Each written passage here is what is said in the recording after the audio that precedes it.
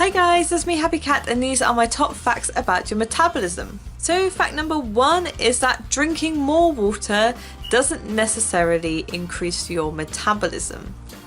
Drinking iced cold water, however, does increase it slightly.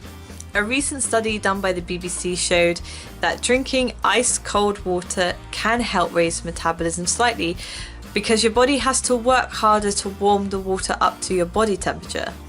But drinking plain water at room temperature doesn't have any effects on your metabolism. Also, green tea doesn't necessarily boost your metabolism. Also, there's been no evidence that green tea actually does work for your metabolism.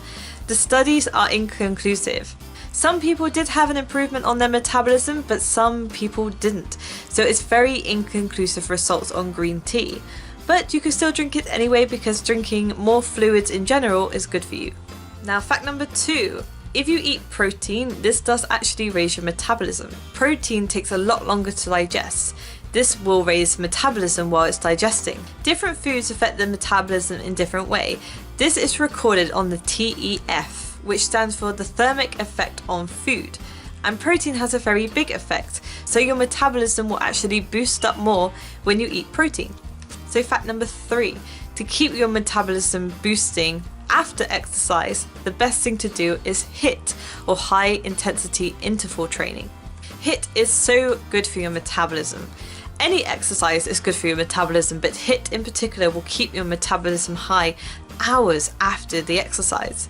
Sometimes less is more when it comes to exercise. You only need to do 10 minutes of HIIT to have the same effects of an hour on the treadmill. But even if you did an hour's worth on your treadmill, the metabolism will slow down like an hour or so afterwards. With HIIT, it can last up to 4 or 5 hours even after the exercise. Fact number 4, build muscle to increase your metabolism. Having muscle boosts your metabolism. That's why having muscle burns more fat. Your muscles remain active even at rest, so your muscles are burning calories even when you're not doing anything. So having more muscle even if you're not doing anything will keep your metabolism high for the day. So this leads me on to fact number 5, which is your BMR. Your BMR is your basic metabolic rate. It's the amount of calories you burn at rest. So if you did nothing else for the whole day, which is how many calories you burn even from not doing anything. If you were just to stay in bed all day, just to be alive, this is how many calories your body needs to live. The bigger you are, the higher your BMR. This is because if you're bigger or taller or a man, you actually have to use more calories to keep yourself alive. So my fact number 6 is high and low metabolisms. You've probably heard before that you get some people that can eat whatever they want and don't seem to put on weight, and you get some people who can just look at a donut and put on weight. Well, the interesting thing on this, that there's only 100 calorie difference between a high metabolism and a low metabolism. So if you have a high metabolism, you only burn 100 calories extra a day, and if you have a low metabolism, you only burn 100 calories less a day. So it's not a huge amount. It could be the difference of 1 slice of bread extra a day. Also, there's a popular belief that slimmer people have higher metabolisms. This isn't true and is actually found to be the opposite. Bigger people actually have a higher metabolism than slimmer people. This is purely because your body has to work harder to keep you alive, but this gives you a higher metabolism.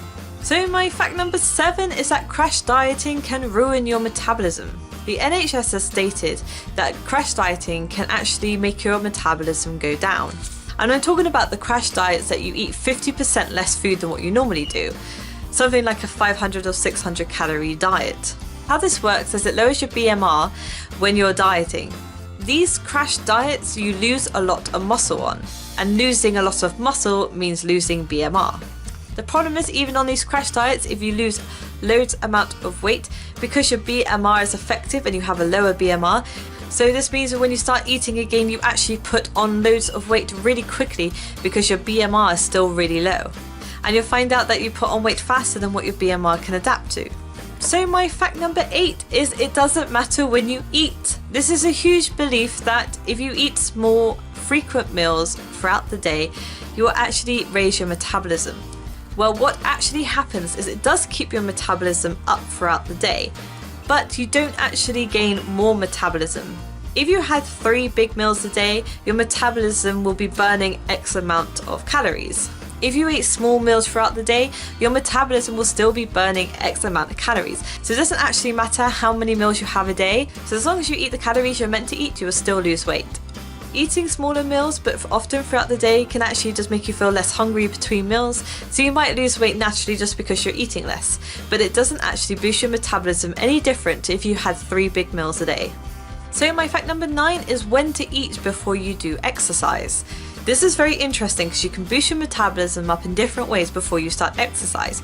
You can drink coffee, this will temporarily boost your metabolism, but there's also other things you can do as well.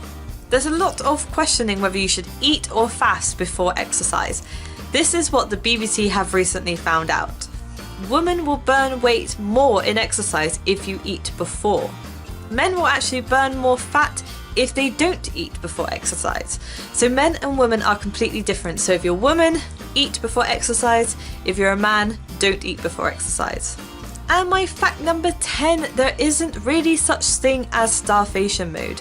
There is a starvation mode, but you have to be starving for months for it to come into effect. You'll only go into starvation mode if you eat about 400 to 500 calories a day over the course of a few months.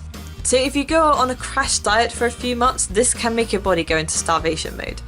But for 1 or 2 days, if you haven't eaten enough, you won't go into starvation mode, so don't worry. So your body won't be retaining weight if you've just missed a couple of days of not eating enough. If you gain weight after a week of not eating properly, it's probably just more water retention than fat retention. So those are my facts today. I hope you enjoyed them. I'll put down the links of all the sources that I came across during my research so you guys can have a little look at them as well. So if you're new to my channel, don't forget to subscribe so you don't miss out on more videos. And until next time, bye!